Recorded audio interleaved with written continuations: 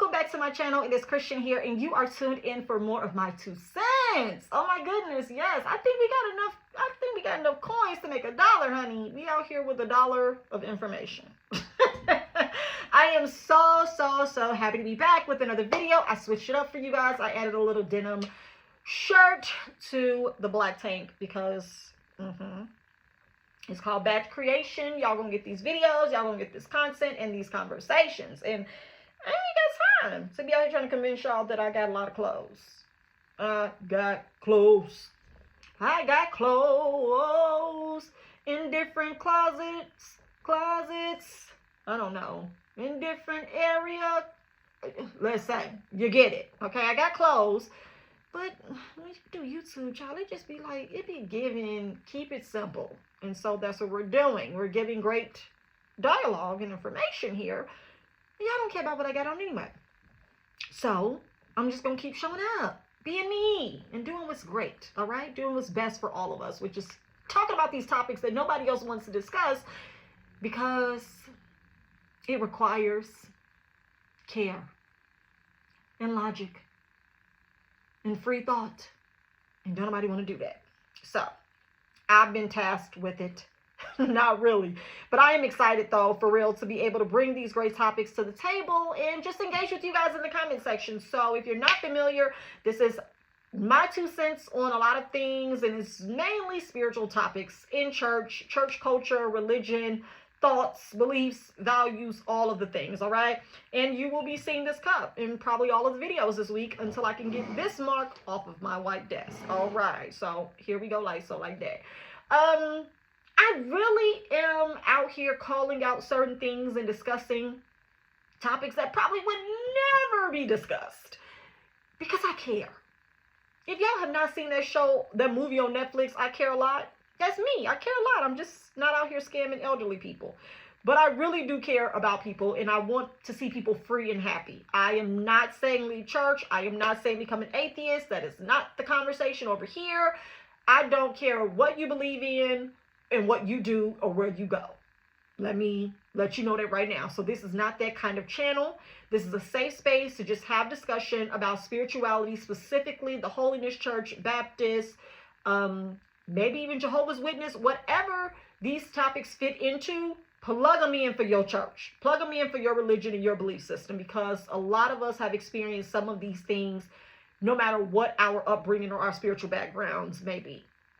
So it just feels good to know that 1, you are not alone, 2, you are not crazy, and 3, God still loves you. Oh my goodness. That's something nobody wants to tell you, because you have to fight for your love. You have to fight for the love of your creator. Okay? You got to live right. You got to give. You got to tithe. You got to show up on time. All right? If you're not doing these things, he is not pleased with you. You got to beg for his love. You got to come up to the altar and cry. You have to salivate from your mouth. You have to speak in tongues, preferably rolling around, hollering and screaming. Your hair needs to be messed up, and don't you dare get hurt, because if you get hurt, that means you weren't in the spirit. Come on, somebody. Ooh, the toxicity of it all. We'll have to do a video talking about some of the toxic things that are said to you in church, the beliefs that really is just like, what? Who said that? Who had been said that? That's what it be giving sometimes when you hear certain things in church. It's like, where did y'all come up with this stuff?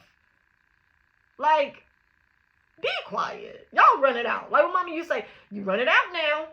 Go sit down. When you started doing too much and it was leading towards the whooping or getting in trouble, you run it out. Go have a seat. And that was your way to let you know. A lot of people in church are just running out. It's going beyond God is returning. These the end times. People are just out here saying anything. If you were tired, the money ain't never gonna be your problem. Ain't. Because I know some people who've been giving for a very long time, and money is still their problem. Actually, money is their only problem, because if they had some of it, they could be doing better. But I digress. So yeah, it's things like that. I think I may have to do a video on certain crazy comments, statements, quotes, sayings in church. Obedience is better than sacrifice. What does that mean, though? Obedience to who? I'm doing both of them. I'm obeying you and I'm sacrificing.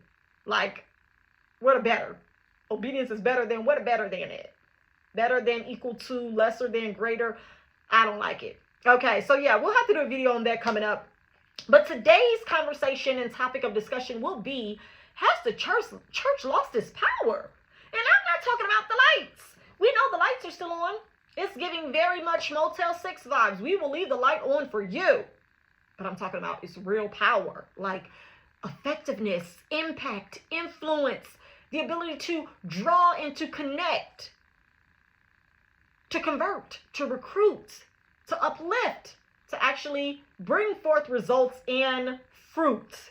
All right, that is a point of mine. And before I get to it, let's go ahead and hop into my first points at the top of the list. I was having a conversation the other week with someone, I won't say who, but I was having a conversation with someone who's still very deeply indoctrinated in church. And people don't even know they be content for me, honey. Like, we just be sitting on the phone talking. I'm like, oh my goodness, you are just, this is miserable. This is ghetto what you are experiencing at church. Oh no, not that. It really be given, I want to save you. Like, you think you saved, but you actually need to be saved. This giving 3-6 months. Don't save her. She don't want it. Project Pack. Don't save her. I want to be saved. That's what it be given. Like, you don't want to be saved, but you think you saved, but you not. So I was talking with this person, and we were talking. She said out of her lips, okay, out of her mouth, M-O-U-F, her mouth. She said, I don't think it's the government's responsibility to take care of the people in the world. I think it's the church. The church should be able to take care of the people in the world. The church should have more power than the government. And I said, whose church? Like, are we talking about Christians? Yeah, because this country, y'all, baby girl said, this country was founded on Christianity. Like, that's the first religion. I'm like, okay, well, I don't know if that's true, inaccurate, or if that's alleged.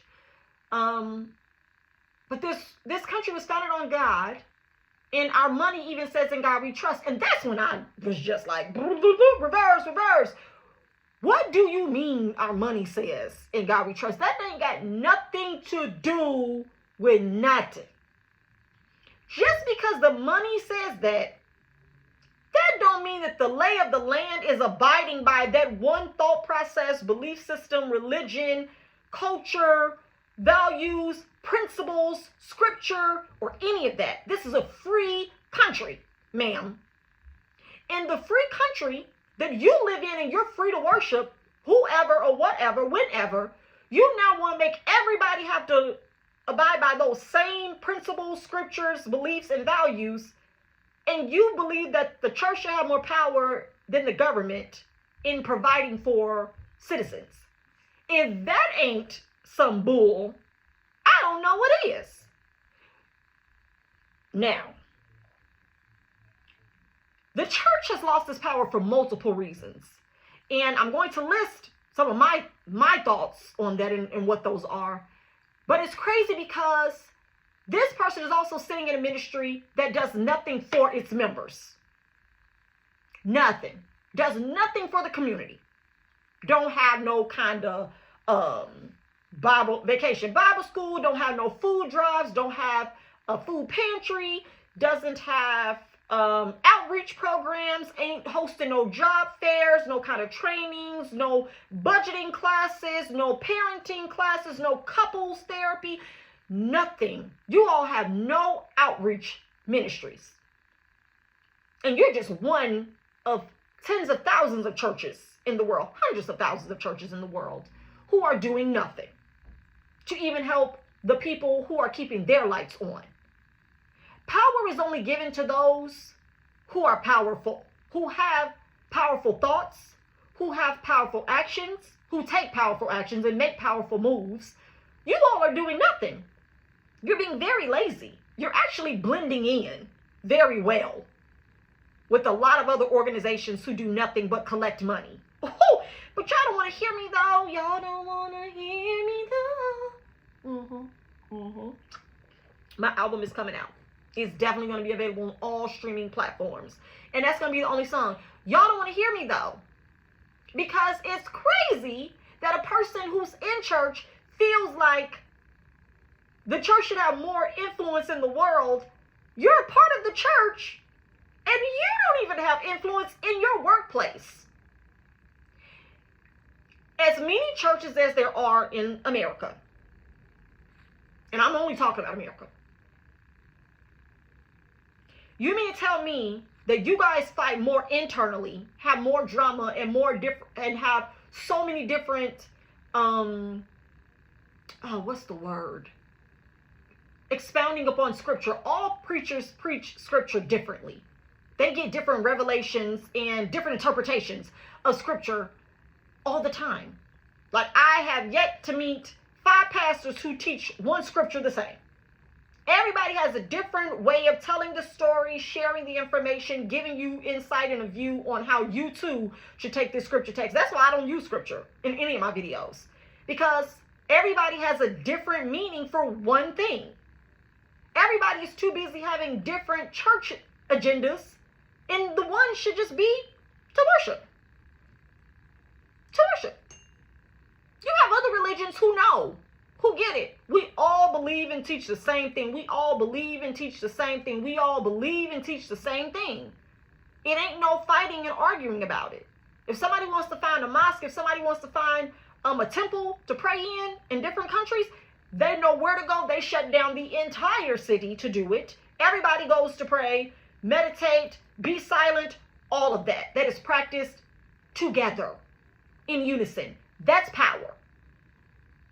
Right? This ain't power. This ain't even John St. Patrick. Not John St. Patrick, I'm sorry. This ain't even, what's his name from James. This ain't even James St. Patrick power. Like, we're not even talking about, they say this is a big rich town. Y'all don't even have that kind of power. Okay. Nobody wants to listen to you all. Now I'm going to get to my points. The message is no longer Christ. It's no longer Christ focused. It's church growth driven. Everything in church is about growing the building, the membership. Y'all might as well start giving out Sam's Club cards. Y'all might as well go ahead and put membership fees up on Groupon for people to start redeeming. Because that's what people care about. It's not actually being effective in the world, in this space. There are so many philanthropic communities and organizations and individuals who give so much that makes them powerful. There are people who literally set aside more than 70% of their revenue and their income to give it annually so that they can buy their power. If y'all ain't never watched the Ozark, watch Ozark on Netflix, probably tune into the last 2 seasons, because the agenda changed from serving the cartel to now wanting to become powerful. We want to get out. We want to be clean. We want to start an organization, a foundation, get all of these big names to be associated with it, and we'll be able to control so much. Buy judges, buy senators, buy certain seats on certain boards, invite certain people of certain status and power onto your board so everybody else esteems you highly. That's what's going on in church. You're paying for a seat. You give enough, you can get whatever you like. Shout out to T.I. You can have whatever you like if you give the most, if you do the most. But that's not what's reciprocated in the world. So when you have philanthropists who give a lot, they're buying their power. So how else do you think that we just had somebody buy Twitter? How else do you think that Minister Musk was able to pull that off? Minister Musk didn't pull that off with willing heart offerings. Power.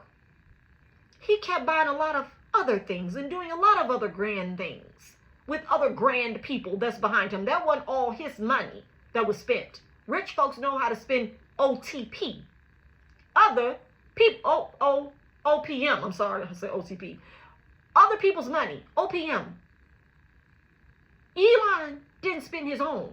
That wasn't all his coin. That was a lot of powerful people's coins. The power of the church only works in the church. It does not translate well into other sectors, other spaces. It just doesn't. And I think that it is very pie in the sky and detached to say things like the church should have more responsibility of the citizens in the world than the government. Everybody don't believe in your God. So now everybody needs to serve your God in order to get any help. Yeah, again, y'all not even helping the people that go. But I digress. People do not trust the motives. This is why the power has lost the church. I mean, the church has lost its power. People don't even trust the motives. What do you want this for? What are you doing this for? What is the status for? What is the experience about? What is the expectation? What can I expect in return from me being devout, for me being devoted, for me putting myself out there and consecrating myself and being underneath your leadership and your words and your wisdom and your guidance? What do I benefit from doing any of these things? These are real questions. A lot of ministers, pastors, evangelists, prophetess, bishops, apostles, they don't have the answers, Sway. They don't.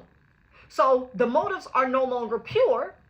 Everybody knows that some of the biggest hypocrites are in church. Hypocrites are everywhere. Let's be very clear. But people can mask it better when they're associated with the religion. Because it's the religion that takes precedence that usually allows them to camouflage their true intent. Because people are so focused on trying to serve the Godhead that they start overlooking the man idolization. I'm going to be nice. Okay. Next. Hypocrites have ruined it. That was my next point. Hypocrites have ruined it. Y'all have ruined it. The power that you all could have had, we've seen so many poor examples set of saying one thing and doing another. Like your parents used to say, do as I say, not as I do. Y'all have done this to the nth degree, and we tired. We tired. Ain't got no more, boss.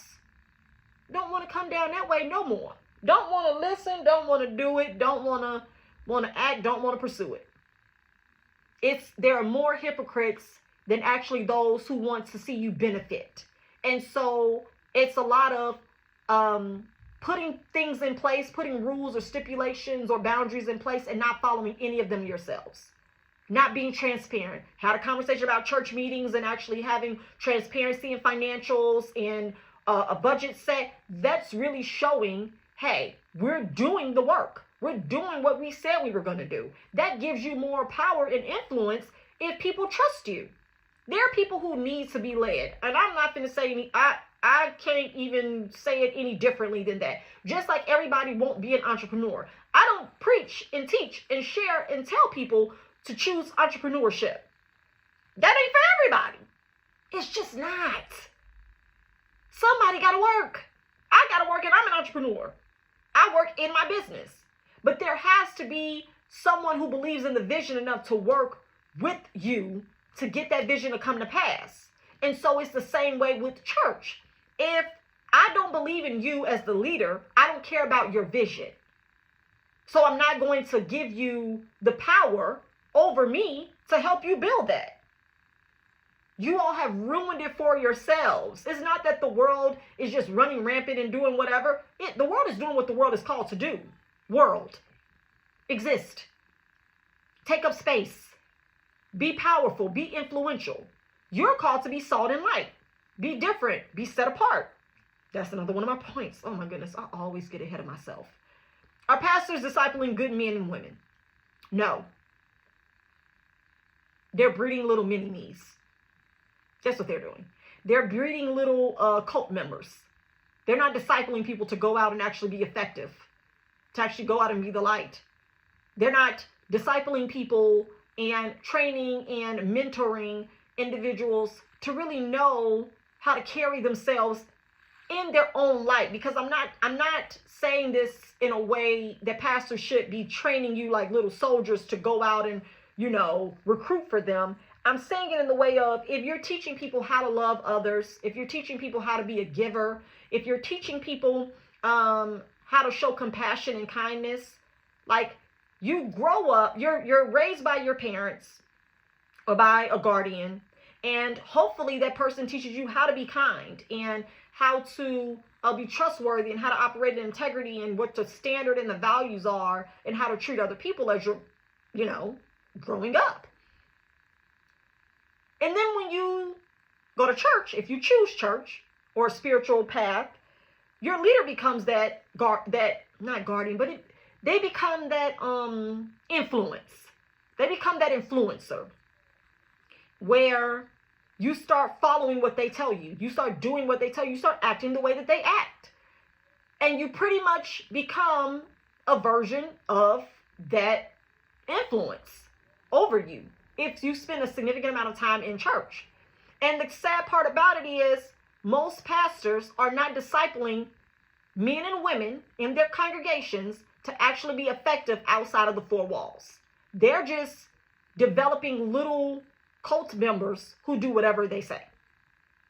You're not being given any tools on how to treat people, talk to people, handle situations that may be stressful, conflict resolution. You're forever learning.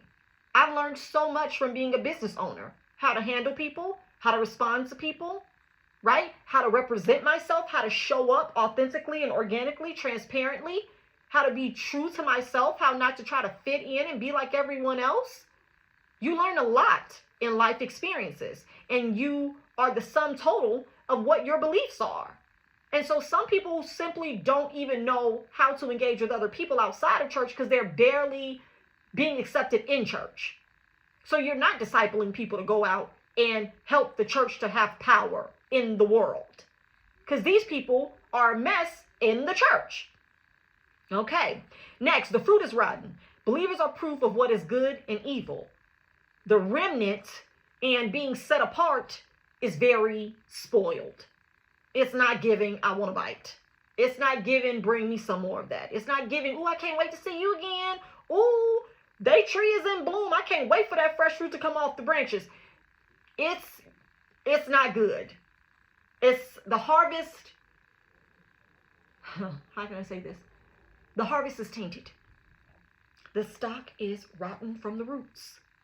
This ain't good. This ain't good. We gonna have to trash all of it, baby. We gotta throw it all in the trash. Just throw it in the trash. It's not good. And I don't know how else to say this. You will know. Wait. What is the saying? You will know a tree by the fruit it bears? It's your power. You only have as much power as other people give you. And a lot of people are walking away. A lot of people are saying I'm good on that. A lot of people are saying I figured it out myself. A lot of people are saying that way doesn't work for me. And you have to be okay with that. But when we ask about the church losing its power and why there's been a great falling away and, you're basically out here having to become a whole salesman to keep people in the church, you have to then look at the process. You have to look at the standard. You have to look at the experience and start questioning your own motives and your own insight and your own vision and say, how am I going about this? How are we doing this? What can we do, right, to actually be effective? And I don't honestly think that I don't think that the church should be responsible for the world. Like, I was very shocked that was even her statement, because I'm like, that's crazy. Everybody isn't a Christian, So I don't think that that's fair to even have that mindset. We're in America, ma'am. Freedom. Some of y'all is D-U-M-B. It ain't D-O-M. It's freedom. Like, you're not understanding. You can't impose that, and that's the problem. A lot of Christians want to impose. They're very intolerant, and they want you to believe in, act, and abide by their beliefs. And if you don't, they don't have space for you in their heaven. And this is why I believe the church has lost its power. People are tired. They fed up. The message is antiquated. The tactics to get people to come in and to stay ain't working. It's just not. And if you want your power back, you're going to have to give a little bit more and stop taking so much. Give more, take less. Give more, and watch others give back. Give more. Give more. Focus on giving more. All right, that sums up my 2 cents on the topic of church losing its power and what the plan can be effectively to change that and what the motive should be behind it. It should not just be to fill a church for your own pleasure and your own self-serving status to lift yourself up to be a mega pastor, but it should really be to see change in the world. It really should be. You should be okay if people never join your church, as long as you've been able to spread some love, right? As long as you've been able to be a light, that should be enough. Everybody's not going to stay and want to be planted in the ministry for 30 plus, 40 plus years serving under you. People still have to live, go, do, experience, and be great. And then go out and sow those seeds into other people. You have to learn how to stop wanting ownership so bad and simply be okay with impacting people's lives on their journey, no matter where that may be or how long it might last. Be okay with being a part of the journey along the way. All right? Like when you be on a road trip, you stop at some gas stations, they help you, they fill you up, you get what you need, you get back on the road and you go where you've been to be. Whew! That was good. But people in church don't understand that. That's why it's lost its power. All right, I hope you guys have enjoyed this video. Oh my goodness, these topics are so great and I'm going over my time. I only want to be here for 15 minutes, but I just can't help myself. Oh my goodness, I think this next video will be a little bit shorter, but who knows? Oh my. So like, share, comment, and subscribe. If you've been enjoying this content, go ahead and click that button. You know, like I've looked at the analytics and it's a lot of y'all here that ain't signed up yet. Go ahead and join the committee, the My 2 Cents group. All right, I want to call y'all my 2 centers. Not 50 cent, but 2 cent. All right, get some t-shirts with 2 cent on it.